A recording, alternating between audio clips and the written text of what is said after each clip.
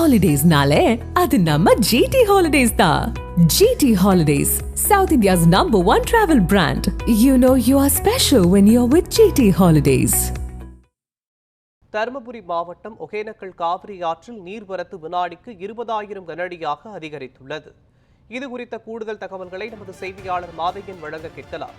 மாதையன், ஒகேனக்கல் காவிரி ஆற்றில் நீர்வரத்து வினாடிக்கு 20,000 கனஅடியாக அதிகரித்திருக்கிறது. தொடர்பாக மாவட்ட நிர்வாகம் என்ன அறிவிப்பு வெளியிடப்பட்டிருக்கு, சொல்லுங்க.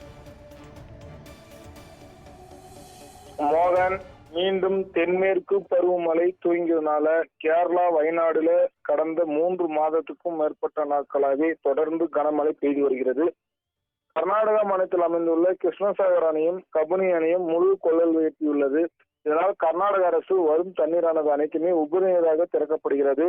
கபினி அணையிலிருந்து சுமார் 21,000 கனஅடியும், கிருஷ்ணசாகர் அணையிலிருந்து சுமார் 23,874 கனஅடி தண்ணீரை உபரி நீராக தமிழகத்துக்கு திறக்கப்படுகிறது.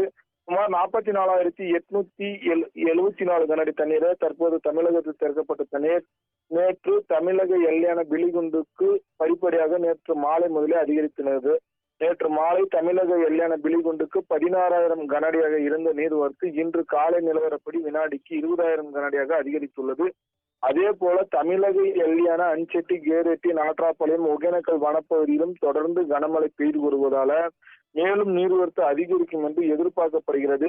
கடந்த ஒரு வாரத்துக்கும் மேற்பட்ட நாட்களாகவே ஒகேனக்கல் பகுதியில பாறை திட்டுகளாக காட்சியளித்த நிலையில தற்போது மீண்டும் வெள்ளப்பெருக்கு ஏற்பட்டுள்ளதை தற்போது பார்க்க முடியும். தற்போது அருவிகள் எல்லாம் மூழ்கெடுத்து செல்லும் காட்சிகளை தற்போது பிரம்மாண்டமாக செல்லும் காட்சிகளை தற்போது பார்க்க முடியும். இந்த தண்ணீரானது இன்று மாலைக்குள் மேட்டூரை சென்றும் அடையும் என்று எதிர்பார்க்கப்படுகிறது. மோகன், ஒகேனக்கல்லிற்கு நீர்வரத்து அதிகரித்திருப்பது தொடர்பான விவரங்களை வழங்கியதற்கு நன்றி மாதையன்.